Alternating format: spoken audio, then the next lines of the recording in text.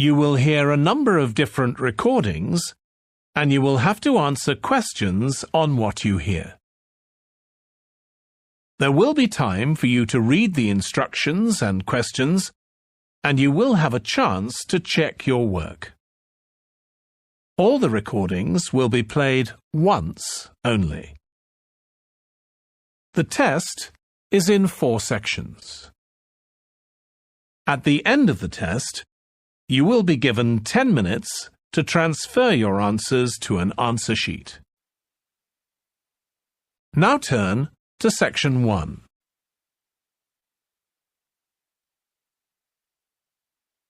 Section 1. First, you have some time to look at questions 1 to 5.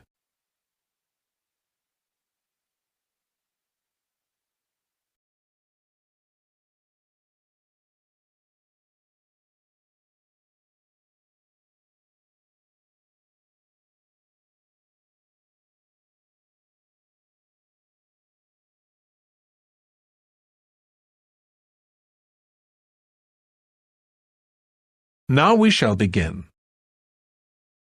You should answer the questions as you listen, because you will not hear the recording a second time. Listen carefully and answer questions 1 to 5. Good afternoon, and welcome to my talk on urban migration today. The world has experienced unprecedented urban growth in the recent decades. As much as 3% of Earth's landmass has been urbanized, an increase of at least 50% over previous estimates. Today, people living in cities already outnumber those in rural areas, and the trend does not appear to be reversing. In addition, cities have larger amounts of carbon consumption than rural areas. This is a result from 2 major aspects. First, with the increase of urban population around the world, the massive construction of urban infrastructure and residential housing is hard to avoid. Second, urban households have a higher rate of car ownership and use more gasoline products. Even though rural exodus is often negatively judged, there are also benefits of migration shared by the local environment and the society as a whole. Well, firstly, global trends of increasing urban migration and population urbanization can provide opportunities for nature conservations, particularly in regions where deforestation is driven by agriculture. As rural dwellers leave their homes, local forests are left to recover. What's more, it is easier for city dwellers to get around. Living in the country means transport can be very difficult. For instance, after midnight, there are no buses or taxis in the countryside. However, there is still a number of public transport modes to choose from in the city. Finally, with more funds and advanced technology, cities endeavor to produce clean energy. New power plants have been built to take harmful methane gas created by the decomposition of rubbish and convert it into electricity. By doing so, an important greenhouse gas is turned into useful energy rather than being directly emitted into the atmosphere. The hustle and bustle of city life offers women the opportunity to explore different professions and pursue their own careers. Women in cities work as engineers, managers, and even football players. This change of roles has affected their marital status and family life. More women are choosing their careers over marriage, which raises the graph of late marriages. As a result, more are remaining single well into their late 30s. They want to be independent and earn money on their own. It is also easier for them to get a promotion while working in the city. Women are slowly achieving wider participation at work, while in rural areas, the mindset is still very conservative. Before you hear the rest of the conversation, you have some time to look at questions 6 to 10.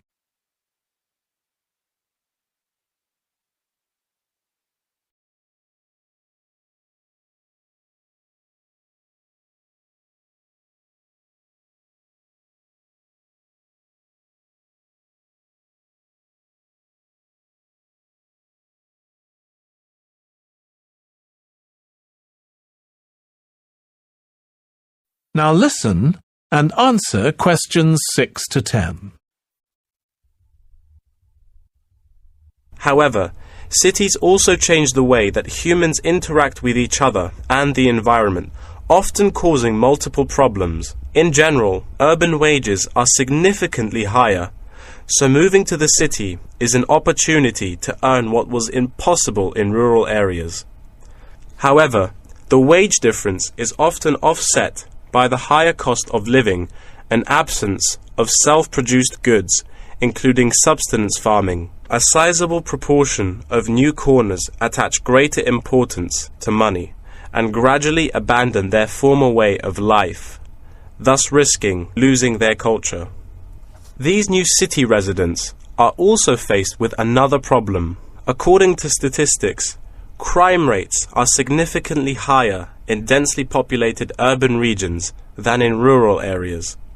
For instance, property crime rates in our metropolitan areas are 3 to 4 times as high in comparison to the rates in rural communities. Immigrants, upon arrival into cities, typically move into the poor, blighted neighborhoods because that is where they can afford to live.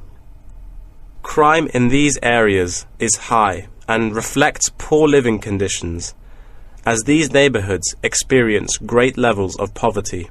This pattern also occurs for violent crimes, which is much more common in large urban areas than elsewhere.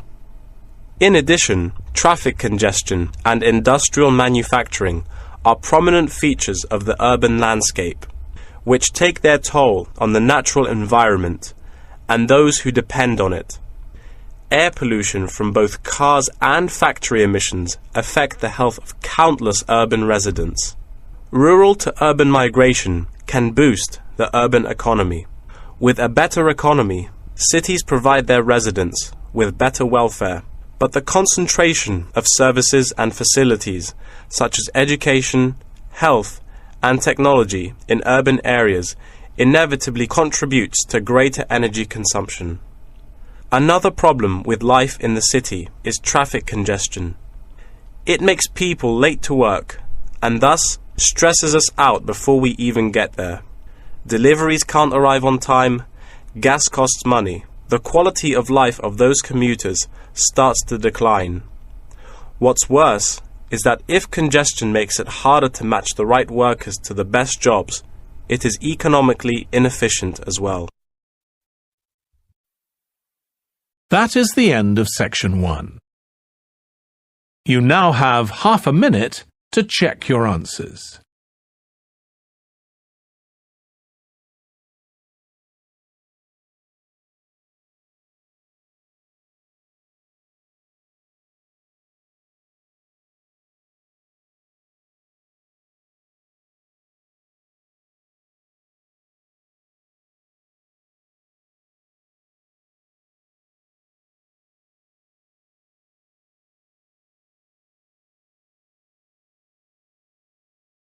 Now turn to section 2.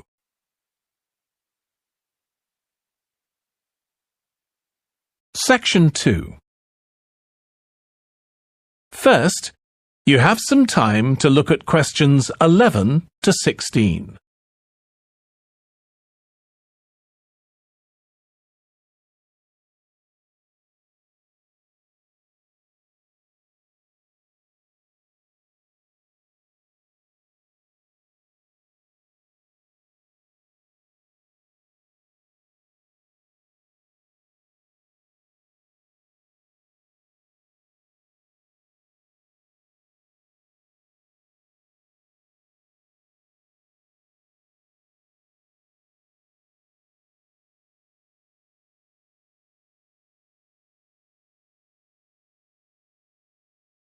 Now listen carefully and answer questions 11 to 16. First of all, I would like to thank you for enrolling in this optional ethics course. For some time now, I've been pushing to have it made compulsory for all first-year university students, and you'll soon see why. Today's topic is cheating. For as long as there have been tests, assignments and examinations, there has been cheating of some form or another. How do we define cheating? Well, quite simply, some say it's a violation of the regulations. But what is that set of laws? Who composed them? And are they reasonable? Interestingly, a survey of Year 7 to 12 students last year showed that over a third of them cheated by cell phone during a test. Some by texting answers and a much smaller percentage by searching the internet. Over half, yes, over half of the survey's participants admitted to cheating of some kind.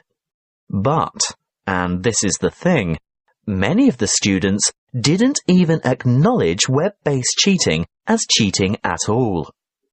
Most thought that phone cheating or downloading a paper off the net was nothing other than a minor offence. So what's the implication? If it's not a serious offence, is it acceptable? We live in a digital age where learning is all about sharing information. And, let's face it, students today have seen so many instances of music, videos, images and text copied online without rightful recognition given as to their origin that I'm not sure whether you even fully understand the concept of plagiarism. But we can't blame the digital age alone. I know that ours is a high-stakes education system. By that I mean there is a great deal to be won or lost by a good or bad grade. If we scrutinise the system, we may well affirm that cheating isn't really dishonest. It's merely a survival skill. For many teachers and students, it's the product that counts, not the process. By process, I mean the way it is produced. You see, when learning becomes nothing more than information sharing, knowledge or data aren't figured out and understood. They're just retrieved and passed on. How much is actually absorbed?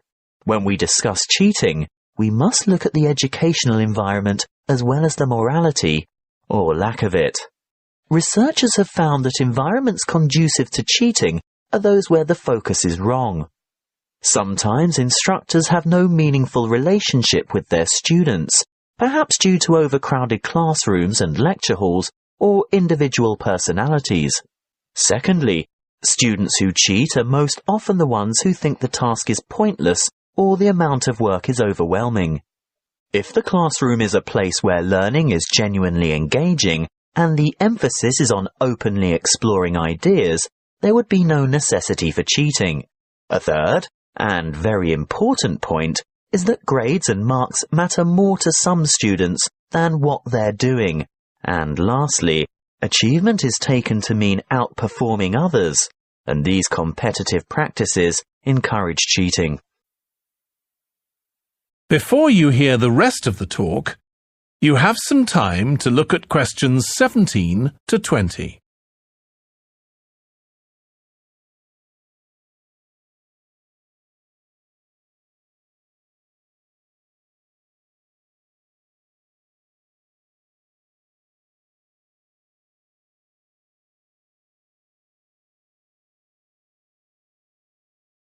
Now listen and answer questions 17 to 20. Anyway, I fail to see the value in working alone and cramming information into short-term memory. Real collaboration and cooperation puts the focus on thinking rather than on memorizing. I have to say that it's the actions of teachers, classroom organisation and cultural background that have as much to do with cheating as individual student behaviour. Of course, some students cheat by plagiarising or copying because they simply don't understand the material, nor do they have any confidence in their writing skills. But I think the majority of students end up plagiarising because they just don't know how to cite sources correctly, or how to sum up others' ideas in their own words. These reasons have remained the same for centuries. It's really just that the digital age has made it easier. But remember, teachers use technology to spot plagiarism too, so it's also very much easier for them. First-year students should have to complete a compulsory writing skills course, where the rudiments of proper referencing and summarising are taught. I also think it's a big mistake if ethics is not a first-year requirement as well. In this university, I think it's only the computing department that insists all its students complete a paper in ethics. Learning and education is not just about cramming facts or increasing your knowledge base. It's about intellectual integrity and honesty and rising to meet higher ethical standards. Now, this may necessitate a change in pedagogy and educational philosophy, but most importantly, it will involve a challenge to engage students in discussion on morals and academic morality.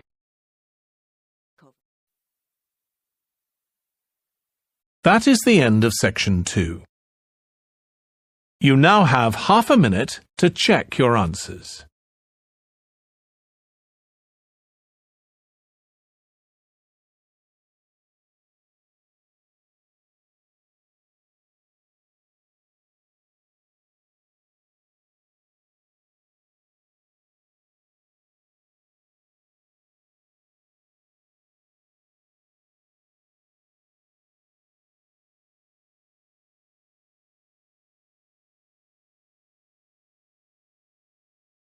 Now turn to section 3.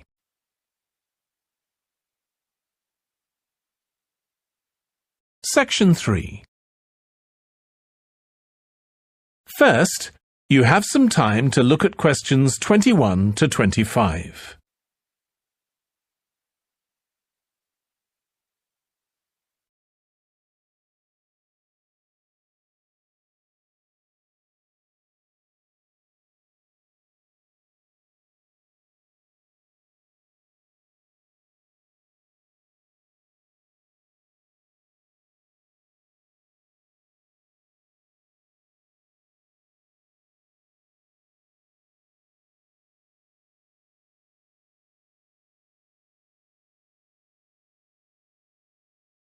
Now listen carefully and answer questions 21 to 25. Good morning, everyone. Today's lecture is about a type of adorable animal, the penguin.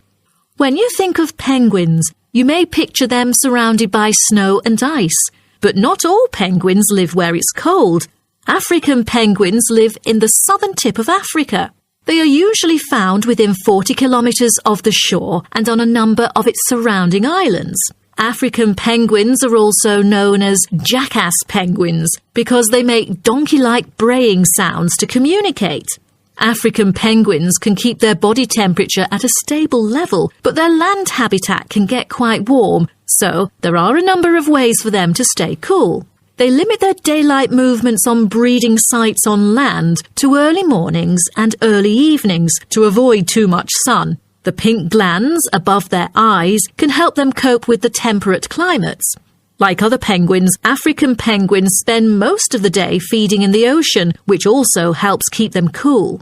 Being a type of small to medium-sized penguin species, African penguins average about 60 centimetres tall and weigh up to 3.6 kilograms. They have a black stripe and a pattern of unique black spots on their chest. Males are larger than females and have larger beaks. Even though they are categorized as birds, African penguins aren't able to fly because of their heavy bones. Their wings are more like flippers that make them particularly suited for life in the water. When they're on land, their flippers and their tails help them keep their balance and walk upright. African penguins begin to breed at the average age of 4. When a male and female pair up, they tend to breed together for the rest of their lives. Most other penguins nest and lay their eggs out in the open, but African penguins have a different approach. They dig holes under bushes out of their own excrement, called guano, so they are sheltered from the sun and predators. The African penguins survive on a diet that is comprised mainly of marine organisms. They feed primarily on fish like sardines, along with the occasional squid and shellfish. But when normal food is in short supply, they eat tree roots as well. The streamlined body of the African penguin allows it to move through the water like a rocket, capable of reaching a speed of around 20 kilometers per hour when hunting for food. Before you hear the rest of the discussion, You have some time to look at questions 26 to 30.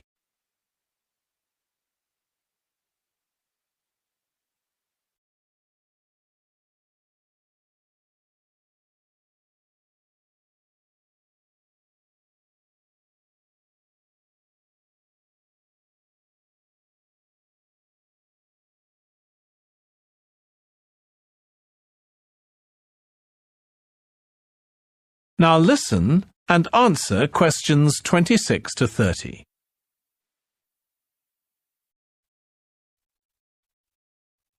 The African penguin's smaller size means that it has many predators both in the water and also on dry land. Their natural predators at sea include seals and sharks. The biggest threat to them on land is not just towards the adult penguins. The penguin chicks are sometimes taken by seagulls into the air and dropped from above. The seagulls could thus feed on them. At risk from predators, young penguins are protected for about 40 days after hatching by both parents. They will leave the colony when they are between 3 to 5 months old and will return a few years later.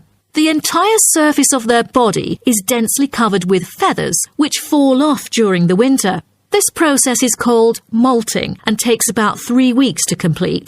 During that time, they are unable to forage. Therefore, prior to this, African penguins spend about 5 weeks laying down fat deposits. They generally live between 10 to 15 years. However, many do not reach their full lifespan. Their population has drastically declined. Approximately 120,000 African penguins remain in the wild, and their population has decreased by 90% in the past 60 years. They are considered to be vulnerable and have been listed as being endangered. 2 major factors have contributed to their decline. They are struggling for nesting space due to human disruption and competing for food due to overfishing and pollution.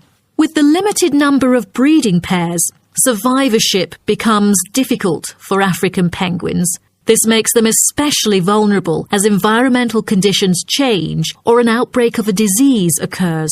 For instance, avian malaria has caused 27% of the captive breeding penguins' deaths annually. The more genetic diversity there is within a species, the higher the likelihood that at least some of the individuals will adapt and survive. That is the end of section 3. You now have half a minute to check your answers.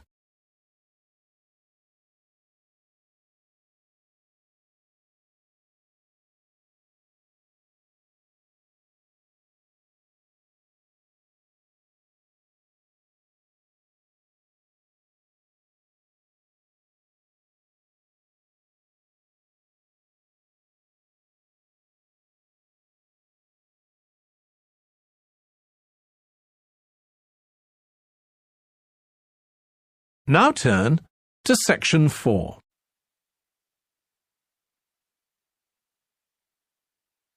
Section 4. First, you have some time to look at questions 31 to 40.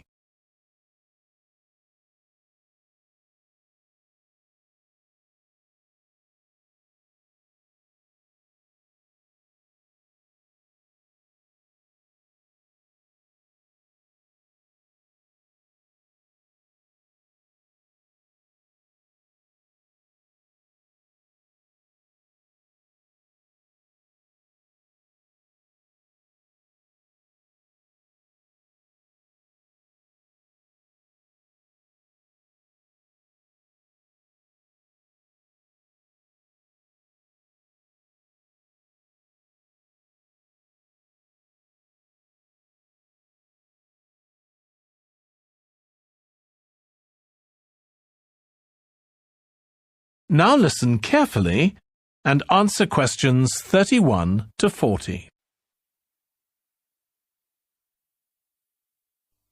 OK, we've been looking at how societies will develop in the future and at the increase in the size of cities. So I want to talk to you today about the key considerations in these cities of the future.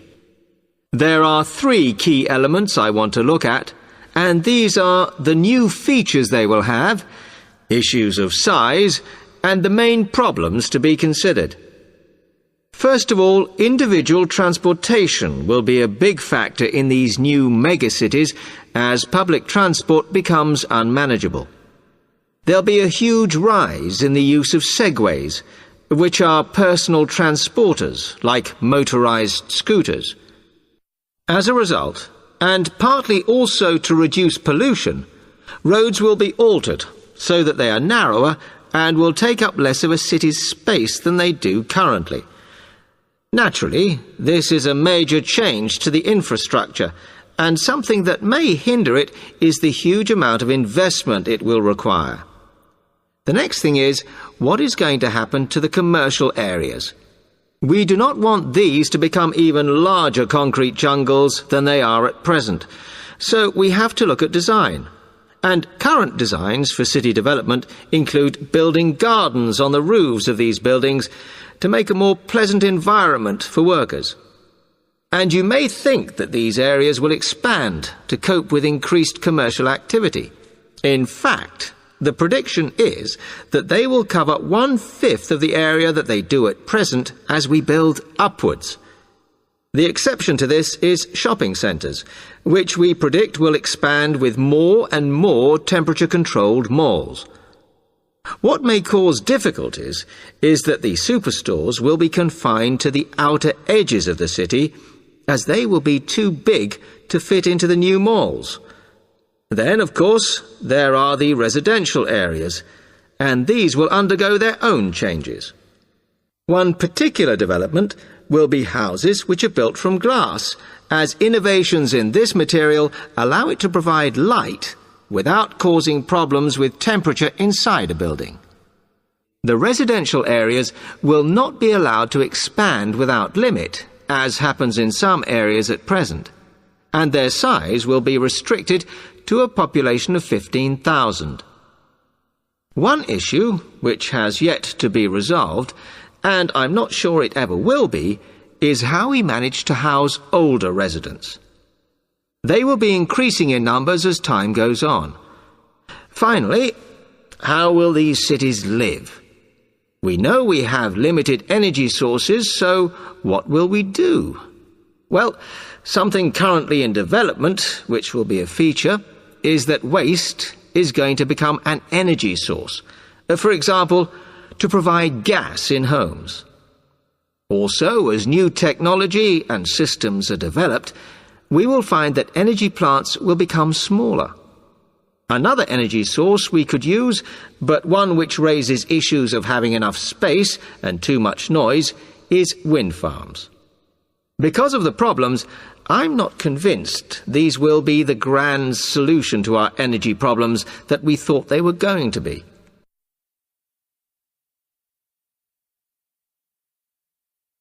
Now, moving on to looking at the social aspect of cities, we need to look at housing and how people will live.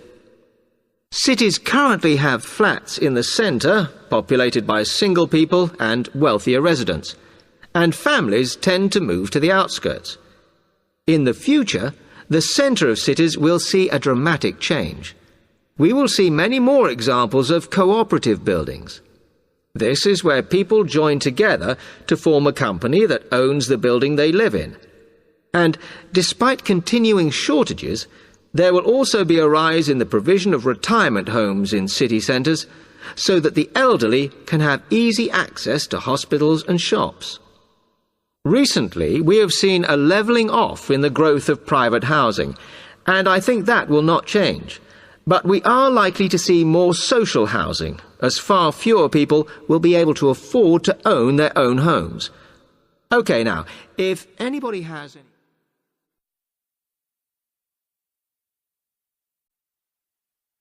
That is the end of section 4. You now have half a minute to check your answers.